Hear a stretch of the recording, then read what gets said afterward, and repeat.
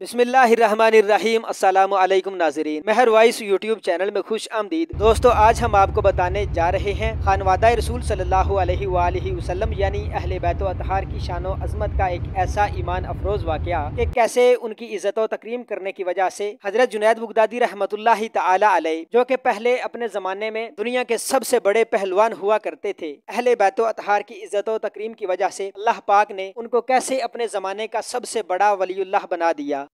دوستو، ویڈیو شروع کرنے سے پہلے حسب روایت آپ لوگوں سے ایک چھوٹی سی گزارش ہے کہ اگر ابھی تک ہمارا چینل سبسکرائب نہیں کیا تو برائے مہربانی پہلے اسے سبسکرائب لازمی کر لیں تاکہ ہر آنے والی نئی ویڈیو آپ تک بروقت ہو سکے۔ آئیے چلتے ہیں ویڈیو کی طرف۔ جنید نامی خلیفہ بغداد کا درباری پہلوان مملکت کی ناک کا بال تھا۔ وقت کے بڑے بڑے سورما اس کی طاقت اور فن کا لوہا مانتے تھے۔ ڈیل ڈول اور قد و قامت کے لحاظ سے بھی وہ دیکھنے والوں کے لیے ایک تماشا تھا۔ شخصیت کے رعب و دبدبے کا یہ حال تھا کہ وقت کا بڑے سے بڑا پہلوان بھی نظر ملانے کی تاب نہیں رکھتا تھا۔ کمال فن کی غیر معمولی شہرت نقطہ انتہا پر پہنچ گئی تھی۔ ساری مملکت میں جنید کا کوئی مقابل و حریف نہیں رہ گیا تھا۔ اب جنید کا کام سوا اس کے اور کچھ نہیں تھا کہ خلیفہ بغداد کی شاہانہ سطوت کا ایک واضح نشان تھا۔ دربار شاہی میں جنید کے لیے اعزاز کی ایک جگہ مخصوص تھی جہاں وہ بن سنور کر کلگی لگائے خلیفہ کی دائیں جانب بیٹھا کرتا تھا۔ دربار لگا ہوا تھا، اراکین سلطنت اپنی اپنی کرسیوں پر فروکش تھے۔ جنید بھی اپنے مخصوص لباس میں زینت دربار تھے۔ ایک چوبدار نے آ کر اطلاع دی، صحن کے دروازے پر ایک لاغر و نیم جان شخص کھڑا ہے۔ صورت و شکل کی پراگندگی اور لباس اور پیراہن کی شکستگی سے وہ ایک فقیر معلوم ہوتا ہے۔ ذوف و نکاحت سے قدم ڈگمگا رہے ہیں، زمین پر کھڑا رہنا مشکل ہے، لیکن اس کی آواز کے تیور اور پیشانی کی شکل سے فاتحانہ کردار کی شان ٹپکتی ہے۔ آج صبح سے وہ برابر اصرار کر رہا ہے کہ میرا چیلنج جنید تک پہنچا دو، میں اس سے کشتی لڑنا چاہتا ہوں۔ قلعہ کے پاسبان ہر چندہ اسے سمجھاتے ہیں کہ چھوٹا منہ بڑی بات مت کرو، جس کی ایک پھونک سے تم اڑ سکتے ہو اس سے کشتی لڑنے کا خواب پاگل پن ہے، لیکن وہ باضد ہے کہ اس کا پیغام دربار شاہی تک پہنچا دیا جائے۔ چوبدار کی زبانی یہ عجیب و غریب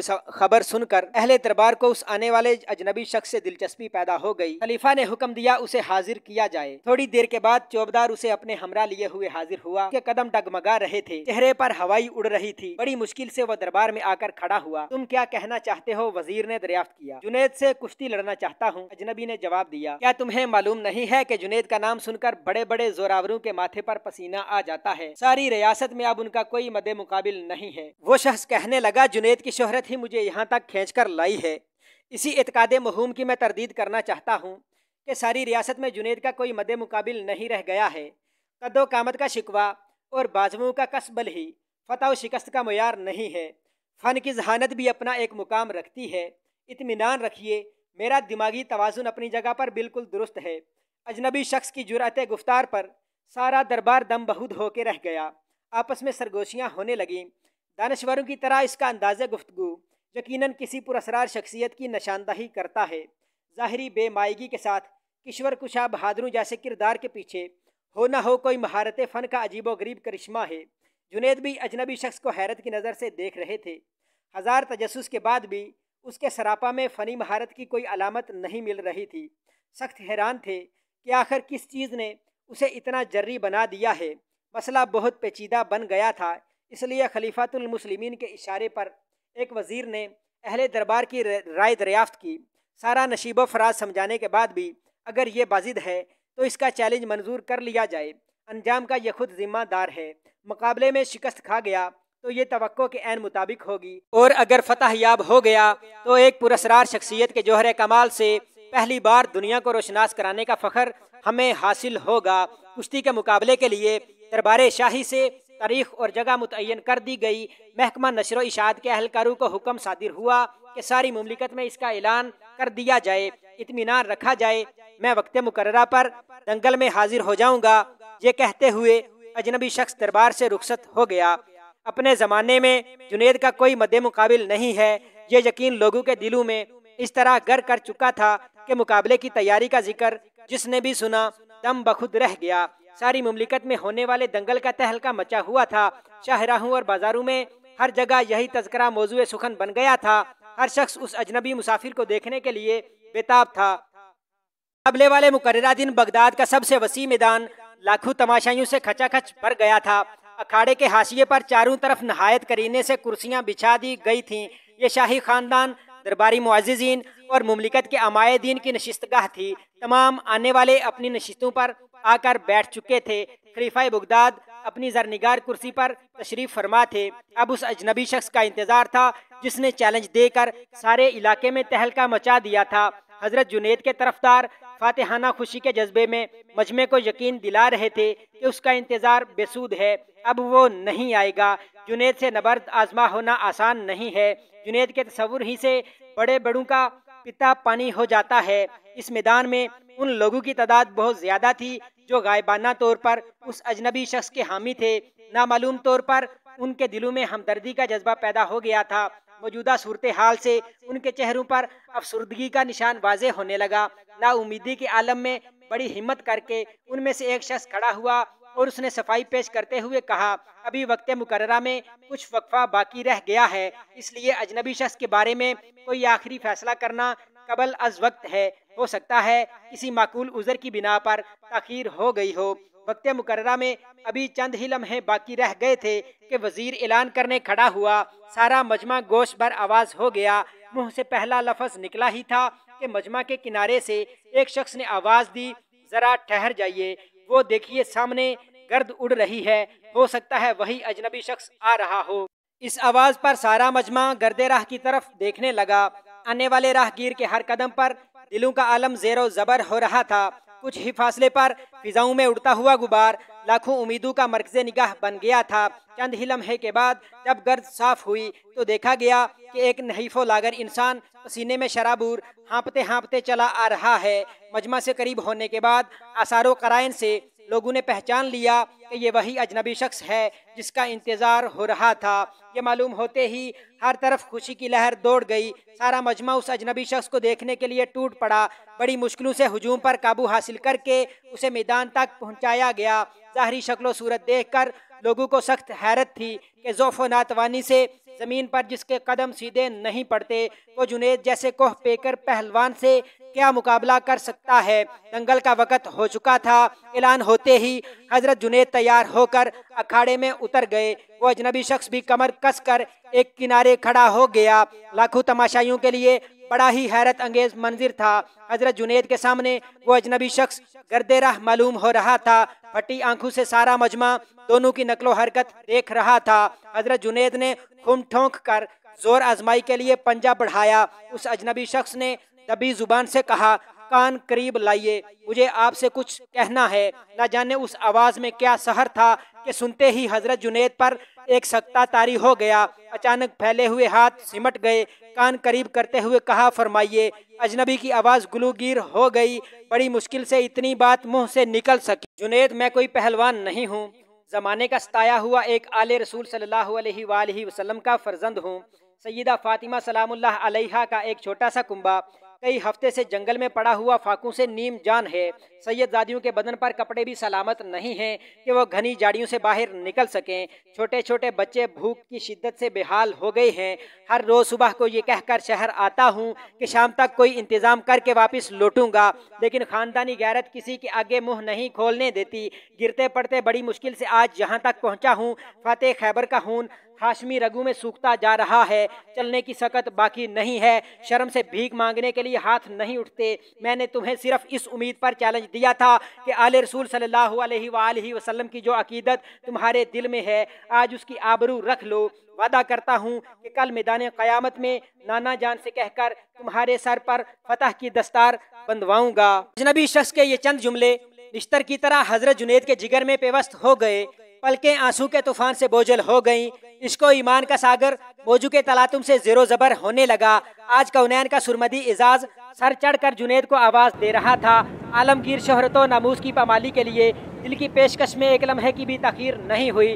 बड़ी मुश्किल से हजरत जुनैद ने जज्बात की तुग़यानी पर काबू हासिल करते हुए कहा, किश्वर अकीदत के ताजदार, मेरी इज़्ज़त व नामूस का इससे बेहतरीन मुसर्रिफ और क्या हो सकता है कि उसे तुम्हारे कदमों की उड़ती हुई खाक पर निसार कर दूं। चमनस्तान कुदस की पचमुर्दा कलियों की शादाबी के लिए अगर मेरे जिगर का खून काम आ सके तो उसका आखिरी कतरा भी तुम्हारे नक्शे पा में जज़ब करने के लिए तैयार हूँ। इतना कहने के बाद हजरत जुनैद खुम ठोंक कर ललकारते हुए आगे बढ़े और अजनबी शख्स से पंजा मिलाकर गुत्थम गुत्था हो गए।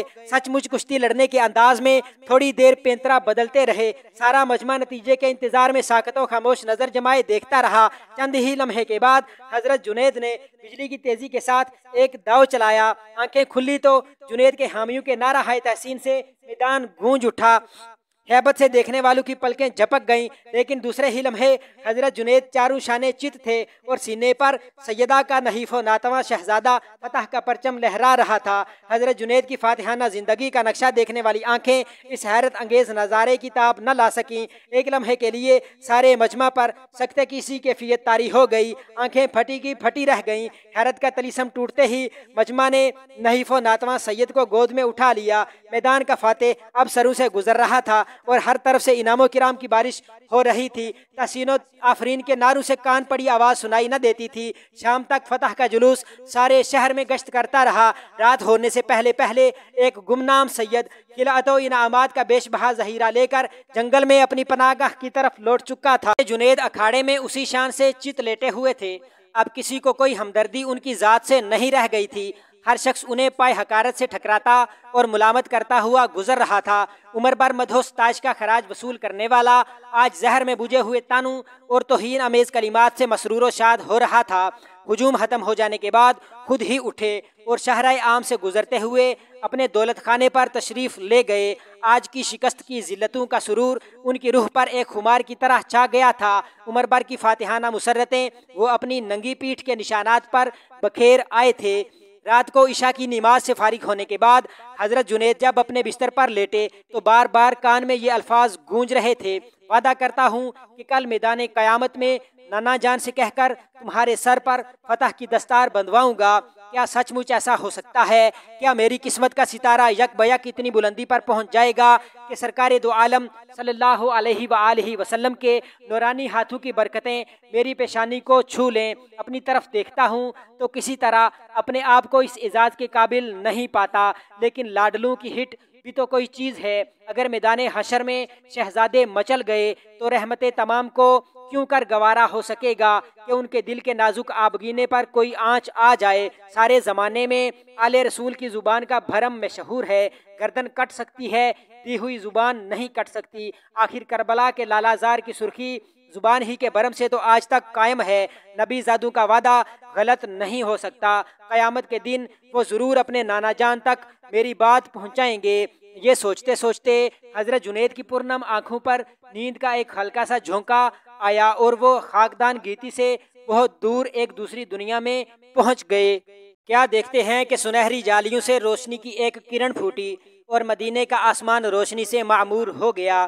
फिर ऐसा मालूम हुआ कि नूर का एक सफ़ेद बादल मदीने के उफक से बगदाद की तरफ बढ़ता आ रहा है। जहाँ जहाँ से गुजरा नूर बरसता गया, फिजा निखरती गई, अंधेरा छटता गया, सहर फैलती गई। करीब आते आते अब रहमतो तजल्ली का वो रोशन काफिला बगदाद के आसमान पर जगमगा रहा था। चंद ही लम्हे के बाद वो नीचे उतरना शुरू हुआ।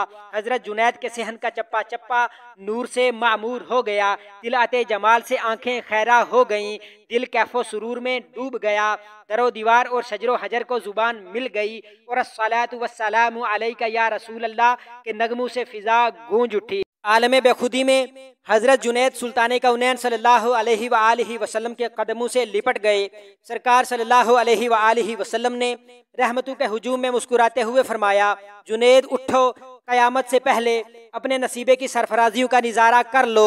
नबी जादू की नमूस के लिए शिकस्त की जिल्लतों का इनाम क़यामत तक कर्ज नहीं रखा जाएगा। सर उठाओ, तुम्हारे लिए फतह और करामत की दस्तार लेकर आया हूँ। आज से तुम्हें अरफान व तकर्रुब की सबसे ऊंची बसात पर फायज किया गया है। तजल्लियात की बारिश में अपनी नंगी पीठ का गुबार और चेहरे की गर्द का निशान धो डालो। बारगाह यज़दानी से ग्रोह औलिया की सरवरी का एजाज़ तुम्हें मुबारक हो। इन कलिमात से सरफराज फरमाने के बाद सरकार मुस्तफ़ा सल्लल्लाहु अलैहि वसल्लम ने हज़रत जुनैद को सीने से लगा लिया। इस आलम कैफे बार में अपने शहजादों के जानसार परवाने को क्या अता फरमाया, इसकी तफसील मालूम नहीं हो सकी। जानने वाले बस इतना ही जान सके हैं कि सुबह को जब हजरत जुनैद की आंख खुली तो पेशानी की मौजू में नूर की किरण लहरा रही थी। आंखों से इश्क और अरफान की शराब के पैमाने झलक रहे थे। कल की शाम जो पाए हकारत से ठुकरा दिया गया था, आज सुबह को उसकी राह गुजर में पलकें बिछी जा रही थीं। कल जो शिकस्त की जिल्लतों से बोझल होकर अकेला अपने घर तक आया, आज उसके जल्फ में कौनैन की उम्मीदों के कारवां चल रहे थे। एक ही रात में सारा आलम ज़ेरो ज़बर हो गया था। ख्वाब की बात बादे सबा ने घर घर पहुंचा दी थी। तुलुए सहर से पहले ही हजरत जुनैद के दरवाजे पर दरवेशों की भीड़ जमा हो गई थी।